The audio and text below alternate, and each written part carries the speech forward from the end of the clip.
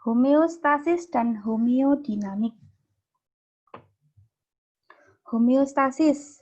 Homeostasis itu merupakan mekanisme tubuh untuk mempertahankan keseimbangan dalam menghadapi berbagai kondisi yang dialaminya. Atau proses pemeliharaan stabilitas dan adaptasi terhadap kondisi lingkungan sekitar yang terjadi terus-menerus. Jadi tubuh itu memiliki mekanisme untuk mempertahankan keseimbangan tubuh seperti contoh saya tadi.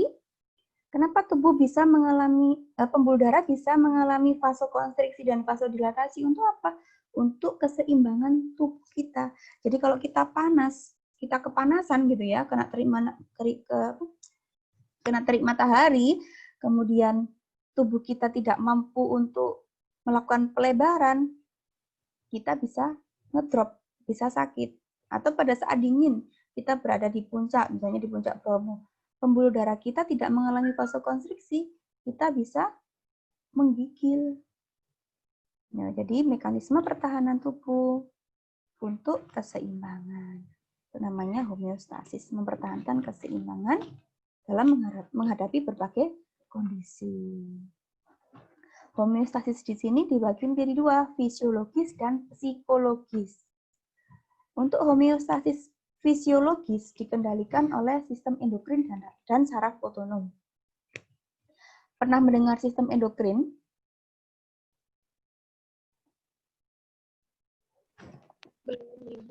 Belum pernah ya? Oh, ada yang sudah, ada yang belum. Ya, nanti sambil lalu belajar lagi ya. Karena kita bahasannya ke depan, bahasan selanjutnya itu nanti lebih dalam. Jadi jika ada bahasa-bahasa medis, istilah-istilah medis, sambil lalu dicatat. Sistem endokrin dan saraf otonom. Saraf pun juga ada banyak, ada saraf autonom, ada saraf otonom. Tapi itu juga bukan bahasan saya. Itu ada di mata kuliah analisis. Yang pertama, pengaturan diri atau self-regulation. Ini terjadi secara otomatis pada orang sehat. Jadi kalau kita sehat, kita kedinginan, pembuluh darah kita vasokonstriksi.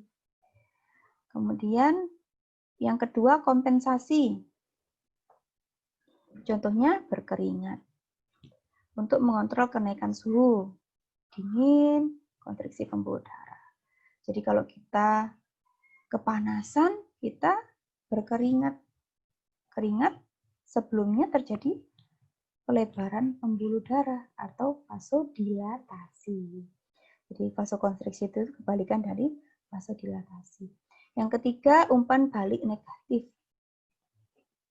Terjadi mekanisme umpan balik untuk menyeimbangkan penyimpangan yang terjadi. Jadi ini melibatkan hipotalamus sebagai pusat. Yang keempat, umpan balik positif untuk mengoreksi ketidakseimbangan fisiologis, contohnya hipoksia, peningkatan nadi. Hipoksia itu kekurangan oksigen. Artinya rendahnya oksigen dalam tubuh, itu namanya hipoksia. Akibatnya apa? Ada umpan balik positif apa? Saat hipoksia ada peningkatan nadi, jadi nadi kita cepat. Kalau kita olahraga berat, itu kan kadang nafas kita tersengal-sengal kan ya? Gitu ya. Jadi itu juga salah satu mekanisme keseimbangan, mekanisme homeostasis fisiologis. Harapannya untuk mendapatkan oksigen yang cukup untuk tubuh kita.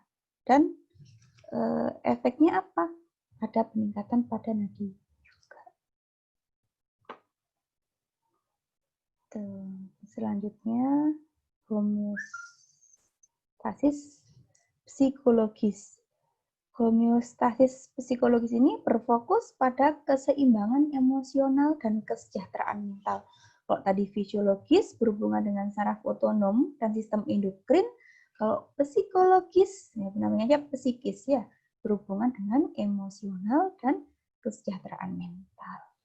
Didapat dari pengalaman hidup dan interaksi dengan orang lain, serta dipengaruhi norma dan kultur masyarakat. Ada yang belum di-mute ya?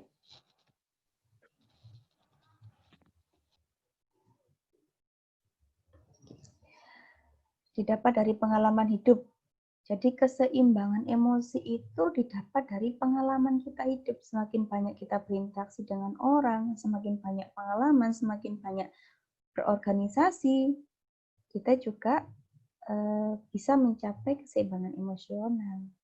Karena banyaknya pengalaman hidup bisa mempengaruhi kemampuan mengontrol emosi kita. Contohnya menangis. Di sini ada menangis, ada tertawa, berteriak, memukul. Itu keseimbangan emosional. Kalian tahu tidak bahwa menangis itu salah satu mekanisme pertahanan tubuh untuk mengeluarkan racun. Jadi kalau kalian ingin menangis, misalnya disakiti, itu juga salah satu mekanisme mengeluarkan racun dari dalam tubuh kita. Jadi jika ingin menangis, menangislah. Salah satu mekanisme mengeluarkan racun. Kalau ada yang lucu, ada keseimbangan emosi kita. Tertawa. Jadi kita ikut tertawa kalau melihat sesuatu yang lucu. Kalau dikagetin, kadang berteriak. Ya. Atau melihat sesuatu yang mengejutkan, berteriak. Itu untuk mencapai keseimbangan emosi. Kalau dipukul, balas memukul. Mencerca, meremas, dan lain-lain. Setelah homeostasis, sekarang homeodinamik.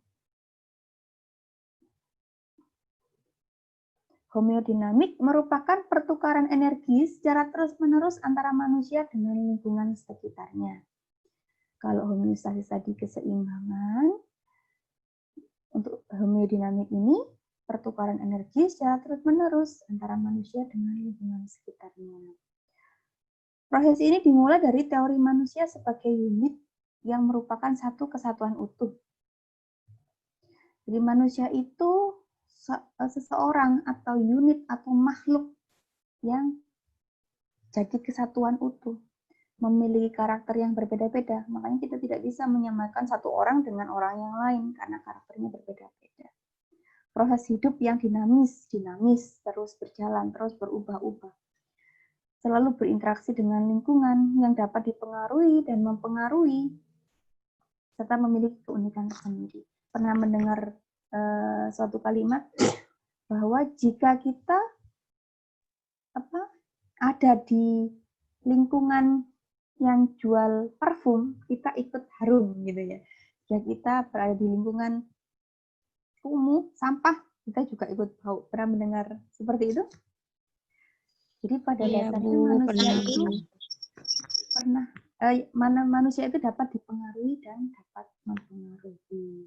Tergantung pribadi kita, apakah kita kuat atau tidak. Jika kita mampu mempengaruhi orang yang buruk menjadi baik, ngikut seperti kita dapat nilai plus, kita dapat pahala. Tapi kalau kita malah terpengaruh lingkungan yang buruk, misalnya naudzubillah minum minuman keras, kemudian pergaulan bebas, kita terpengaruh juga, maka homeodinamik juga tidak akan tercapai.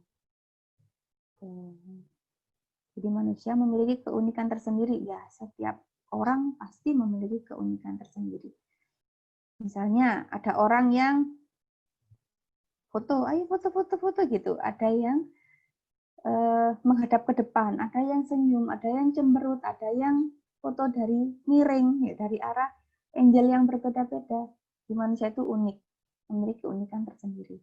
Atau cara belajar misalnya, ada yang belajar jika ada musik bisa belajar, ada yang tidak bisa konsentrasi dalam keramaian, jadi dia harus menyendiri, menyepi. Ada yang harus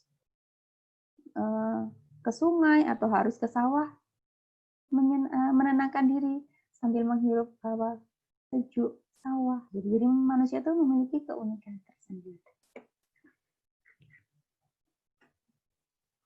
Oke, selanjutnya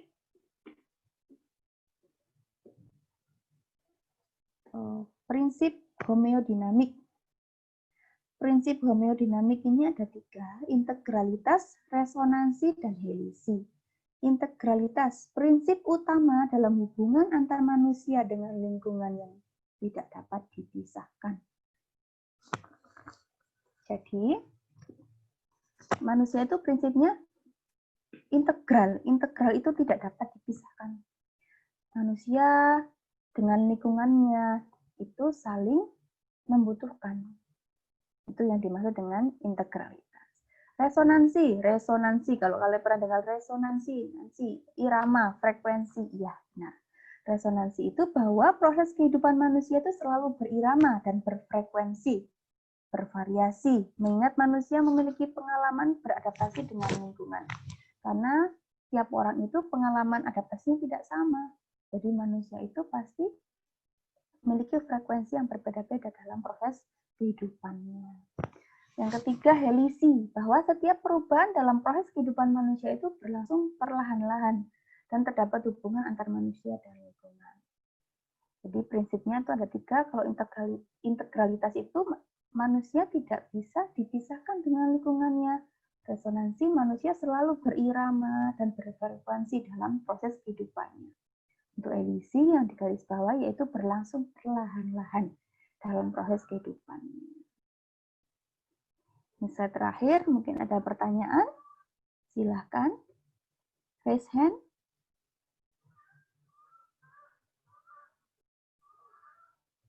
Silakan bertanya sebelum saya memberikan tugas. Kita semua. Wassalamualaikum warahmatullahi wabarakatuh. Waalaikumsalam warahmatullahi wabarakatuh.